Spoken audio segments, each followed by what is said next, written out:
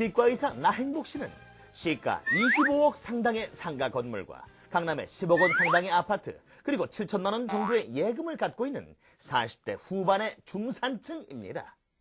그러던 어느 날 친구가 암으로 사망하였다는 연락을 받고 상가를 다녀온 나행복 씨는 만일 자기에게 갑작스런 사고가 나면 어떻게 될까 생각해 보았습니다. 순간 눈앞에 여우 같은 아내와 토끼 같은 두 딸이 아른거리며 눈물을 글썽거렸습니다. 원칙적으로 상속이 개시되게 되면은 피상속인이 돌아가시면 내지는 피상속인의 권리와 의무를 상속인이 전부 승계하게 됩니다. 네네. 그에 대해서는 뭐 상속인의 의사라든지 이런 부분 전혀 상관없이 승계되게 되거든요. 네. 그래서 일반적으로 상속 재산이 부채보다 많으면야 뭐 크게 문제될 건 없지만 네. 만약 그 반대로 부채가 재산보다 많게 된다면은 상속인은 가만히 앉아서 빚더미에 앉아버리게 되는 네네. 상황이 돼버리거든요. 그래서 이는 상속인한테 매우 가혹한 일이 돼버립니다. 네. 때문에 우리 플래너님도 이미 알고 계실 거라 생각을 해요. 뭐 이런 부분 때문에 현재 민법에서는 상속 포기 제도를 두고 있고 네. 그걸 통해서 상속인을 보호하고 있는데요. 다시 말해서 상속을 포기하고자 하는 경우에는 상속이 있음을 상속 개시가 있음을 안 날로부터 3개월 이내에 가정법원에 상속 포기 신고를 할 수 있습니다. 네. 그래서 상속 포기를 하면은 법률상으로 처음부터 상속인이 아닌 것으로 봐버립니다. 네네. 그렇기 때문에 피상속인의 재산상의 모든 권리와 의무는 네. 상속을 포기한 자에게는 승계되지 않게 됩니다. 네네. 알겠습니다. 근데 문제는 이 돌아가신 분의 재산이 얼마인지 아니면 채무가 얼마인지에 따라서 어떻게 달라지는지 그 부분이 좀 중요할 것 같아요. 어떻게 될까요? 사실 제가 말씀드리고자 했던 부분들은 그 상속 재산으로 그 자산이 많은지 내지는 부채가 많은지 네. 불분명할 때 상속으로 인해서 취득할 그 재산의 한도 내에서 피상속인의 채무를 변제하는 것을 조건으로 상속을 승인할 수 있는 방법, 다시 말해서 한정 승인에 대해서 말씀을 드리려고 합니다. 네네. 따라서 이제 한정 승인을 하게 될 경우에는요, 상속 재산보다 부채가 많다고 하더라도 네. 상속인의 고유 재산을 처분하면서까지 굳이 그 피상속인의 채무를 변제할 필요가 없게 됩니다. 네네. 그럼 이 한정 승인은 어떤 절차를 거쳐서 가능할까요?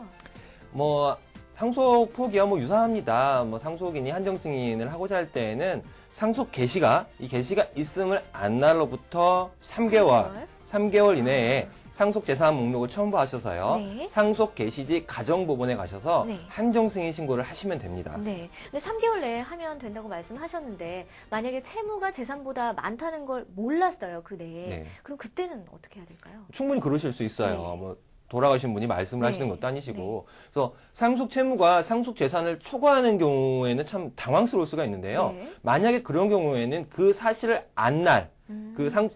초과하는 사실을 상속 개시일로부터 네. 3개월 이내에 알지 못하게 된 경우에 네. 다시 말해서 한참 지나서 알게 된다면은 네. 그 안날로부터 3개월 이내에 한정 승인을 다시 신청할 수가 있습니다. 네. 그렇다면 우리가 피상속인의 그런 재산 정보라든지 그걸 알 수 있는 방법은 없을까요?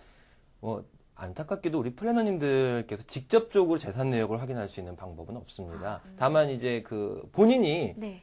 는 상속인 직접 본인이? 상속인 네. 본인은 직접 재산을 조회할 수가 있습니다. 네네. 그래서 크게 뭐 금융재산 같은 경우에는 그 현재 금감원에서 금융감독원에서 그 업무를 진행하고 있고요. 네. 뭐 직접 금융감독원 소비자보호센터에 방문하셔서 뭐 그 내역을 뭐 피상속인께서 남겨주셨던 금융자산 내역을 확인해 보실 수 있고요. 네. 내지는 뭐 국민은행 각 지점이라든지 농협 등에서 그 내용을 그 조회하시고 신청서를 작성하실 수 있습니다. 네. 뭐 또 피상속인께서 남겨주신 게 금융자산만 있다라고 말하기 좀 힘들죠. 네. 부동산 좋지 않습니까? 아유, 요즘에 좀 경기가 안 좋긴 합니다만은 그 피상속인께서 그 부동산을 남겨주시는 경우에는 그 행자부, 행정자치부죠. 네. 지적정보센터로 연락을 하시게 되면은 그 내용을 조회를 하실 수가 있습니다. 네. 그래서 뭐 가까운 행자부 뭐 지적정보센터라든지 네. 뭐 시군구청에 가면은 과 관련된 부서가 있어요. 네. 그 부서를 찾아가셔서 그 내용을 조회하시면 되고요. 네. 시간 관계상 뭐 네.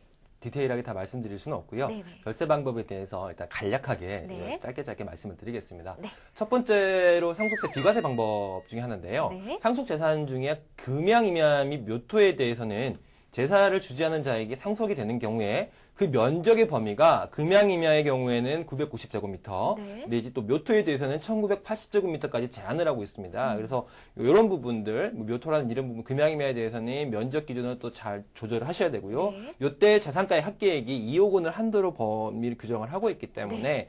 그 자산 평가하는 부분에 있어서 좀 신경을 쓰셔야 됩니다. 네. 또한 그 장례비 관련된 부분도 공제를 받으실 수가 있어요. 그래서 네. 장례비 경우에는 증빙이 없는 경우에도 기본으로 500만 원까지 공제를 해주고요. 네. 지출 증빙이 만약에 500만 원을 초과한다. 그러면은 그 증빙에 대해서 그 지출 사실을 확인을 하고요. 네네. 확인을 하게 되면은 1,000만 원 한도까지 해서 추가적으로 공제를 해주게 됩니다. 네. 또한 요즘에 또 그 장례 문화 개선 차원에서 그 봉안당, 우리 흔히 낙골당이라고 그럽니다만 네네. 낙골당은 잘못된 표현이고요. 봉안당을 사용하신 경우에 봉안 시설에서 이렇게 그 모시게 되면은 500만 원을 또 추가적으로 공제를 네. 해주게 됩니다. 그래서 이 부분도 좀 유념하시면 잘 쓰실 수 있는 부분이고요. 네. 그다음에 그 상속이 개시되면 지난 뭐 잠깐 말씀드렸는데요. 권리 의무가 포괄적으로 좀 승계되게 됩니다. 앞서 잠깐 말씀드렸는데 네. 따라서 그 상속 재산만 챙길 게 아니라 피상속인의 채무가 있었다면 이 없이 그 내역을 챙겨서 상속 재산에서 공제받도록 하셔야 됩니다. 네. 특히 뭐 채무 부분에 있어서는 상속세를 계산함에 있어서 세무 당국과 상당히 분쟁이 많아요. 네. 뭐 돌아가신 분이 돈을 빌렸냐 빌리지 않았냐 이런 부분에 대해서 입증하는 부분이 좀 갑론을박이 되는 부분들이 많거든요. 네. 그래서 만약에 돌아가신 분께서 피상속인께서 돈을 빌린 채무 부분이 있었다면은 그 부분에 대해서 입증 자료를 충분히 챙기셔서 준비를 하시는 게 아주 중요합니다. 네.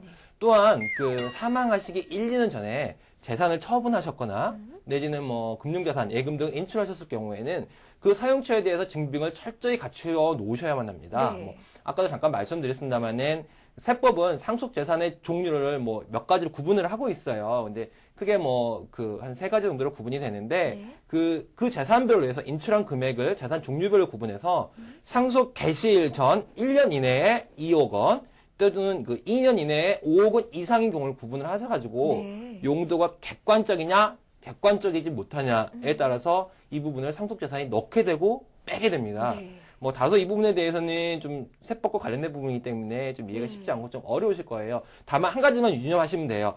처분 전, 돌아가시기 전에 처분했던 재산, 내지는 통장에서 인출했던 돈 자체가 얼마였는지, 그리고 그 사용 내역이 어떻게 되는지 분명히 관리를 하셔야만 네. 추가적으로 이 부분에 대해서 과세를 피하실 수 있다는 겁니다. 네. 또 하나 말씀드리면은 병원비 관련된 부분인데요.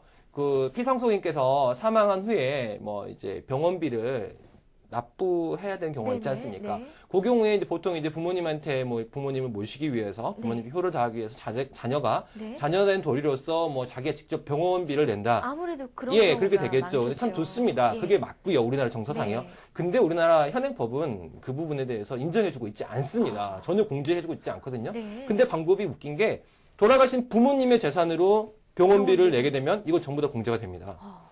이럴 경우에 뭐 별거 아닐 거라고 생각할 수도 있습니다만은 실질적으로 상속세 과표가 10%에서 50%까지 뭐 주는 경우가 있어요. 네네. 그렇기 때문에 병원비가 적지 않은 금액이 나가기 때문에 네. 이 부분도 좀 유념하셔야 될 필요가 있고요. 네네. 그럼 이제 이쯤에서 우리 아까 처음에 봤던 사례에 대해서 좀 얘기를 해봤으면 좋겠는데요. 저희 이제 구세주 하이플래너가 우리 회사 통합보험 하이퍼펙트 보험이랑 네. 이제 행담호를 추천을 해줬어요. 그런데는 그럴 만한 이유가 있을 텐데 어떤 이유로 이렇게 추천을 해준 걸까요? 뭐 일단은 상속자 산출 내역에 대한 부분을 일단 간략하게 볼게요. 네. 보게 되면 일단 기본적으로 상속 재산이 35억 7천만 원 정도 됩니다. 네. 그러면은 뭐 기본적으로 장례비 공제 1,000만 원 정도 받았다 생각하고요. 네네. 그다음에 공제받는 부분들이 여러 가지가 있어요. 뭐 미성 자녀에 대한 공제라든지 뭐 저기 배우자에 대한 공제라든지 여러 가지 공제 항목들이 있는데 네. 그냥 계산의 편의상 간략하게 일괄 공제를 적용을 했습니다. 네. 그래서 일괄 공제 5억 원을 받는다 전제하고요. 네. 그다음에 배우자 공제 같은 경우에는 배우자의 법정 지분율만큼 받으실 수가 있습니다. 그래서 대략 한 15억 정도 되지 않을까. 그래서 이런저런 부분 감안을 해보게 되면은 산출세액이 뭐 5억 9,600만 원 정도 됩니다. 네. 그리고 만약 이 부분에 대해서 신고를 하시게 되면 10%만큼 신고세 또 공제를 붙고요. 받으실 수 있고요. 그래서 그런 경우에 토탈 납부세액이 5억 3,640만 원. 지금 이 사례를 보게 되면은 우리 나행복 씨께서 남겨놓으신 재산은 거의 부동산 위주고요. 네. 금융자산이라고 그래봐야 아까 아까, 말씀드린 예. 예금 7천만 원 네. 정도, 이 정도밖에 되지 않습니다. 근데 만약에 나행복 씨가 이런 부분에 대해서 아무런 준비도 안 했고 네. 돌아가시게 된다면은 집을 팔아야죠. 그렇죠. 상가를. 집을 네. 팔아야죠. 네네. 자신이 가지고 있는 집을 팔아야 될 네. 거고요. 그러면은 그 부분에 대해서 또 양도세 문제가 발생할 거고요. 또 야영복 씨가 이 상가나 이런 집 같은 거를 놔둔 이유가 뭐냐면은 나중에 본인이 무슨 일이 생겼을 때 내 자식들이, 내 와이프가 여기서 임대 수익을 발생을 시켜서 그걸로 생계를 유지하면서 안정적으로 네네. 경제 생활을 할 수 있을 거다라고 만들어 놓은 건데 네네. 요거를 팔아버리게 되면은 본인의 의사와는 전혀 상관없는 방향으로 가버리거든요. 그렇죠. 이런 경우에 우리 구세주 플래너님처럼 우리 그 플래너님들께서 그 나행복 씨를 피보험자를 하셔가지고요. 네. 아내와 두 딸을 수익자로 하는 네. 매월 계약당 50만 원짜리, 50만 원씩 들어가는 계약당 50만 원씩 해서 150만 원을 불입하는 주 계약 2억 원짜리 네. 하이퍼펙트 보험이나 행복을 다 모은 보험 요거를 한 3건 정도 가입하시는 경우에는 네. 당장 본인에게 큰 부담이 되지는 않습니다. 네네. 뭐 이제 우리가 생각하기에 월 150만 원 꽤 클 수도 있다 생각을 하시는데 치과 의사 정도 되시고 그 정도의 재산 가액이 있으시다면 월 150만 원 정도 그렇게 크게 부담 가는 금액은 절대 아니거든요. 이런 분들에게 뭐 당장 큰 부담이 되진 않지만은 본인에게 만약에 닥칠 그런 불행한 일을 생각을 해서 뭐 가입을 네네. 해놓으시게 된다면은 나중에 상속세를 납부하실 경우에 뭐 현저하게 도움을 받으실 수가 있으세요. 네, 알겠습니다. 지금까지 상속세, 절세 방법 좀 알려주셨는데 마지막으로 이 시간 마무리하기 전에 뭐 아주 사소한 거라도 좋은데요. 팁, 절세할 수 있는 아주 조금이라도 절세할 수 있는 방법 또 남은 몇 가지 사항이 있다면 마지막으로 설명 부탁드릴게요.